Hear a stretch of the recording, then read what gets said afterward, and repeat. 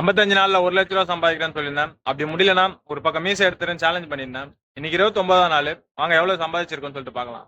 காலையில 8 மணிக்கு ஆன் பண்ணி நைட்டு 11 மணிக்கு தான் ஆஃப் பண்ணோம். நம்ம சாயந்தரம் ஒரு 6 மணிக்குள்ளேயே ஒரு 1800 ரூபா கிட்ட ஓட்டிட்டோம். அதுக்கு மேலதான் ஆர்டர் அந்த அளவுக்கு கம்மியாகவும் இருந்தது. சரியான காண்டாயிடுச்சு.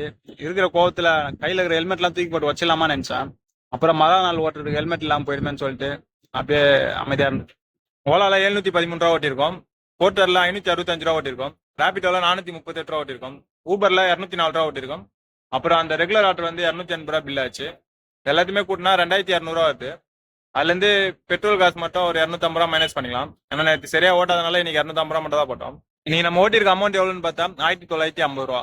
நேற்று வரைக்கும் நம்ம எவ்வளவு ஓட்டிருக்கோம்னா 40,288 ரூபா ஓட்டிருக்கோம். இன்னைக்கு ஓட்டினதை கூட்டினா 42,238 ரூபா வருது. 29 நாளைக்கு நம்ம 42,238 ரூபா ஓட்டிருக்கோம். இன்னும் நம்ம எவ்வளவு ஓட்ட வேண்டியது இருக்குன்னா 57,762 ரூபா இருக்கு.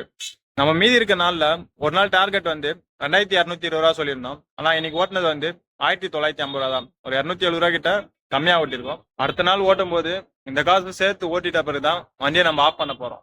இந்த டார்கெட்டை அச்சீவ் பண்ண முடியுமா முடியாதான்னு பாக்குறதுக்கு என்னோட பேஜை சப்ஸ்கிரைப் பண்ணிட்டு தொடர்ந்து என்னோட வீடியோ பாருங்க.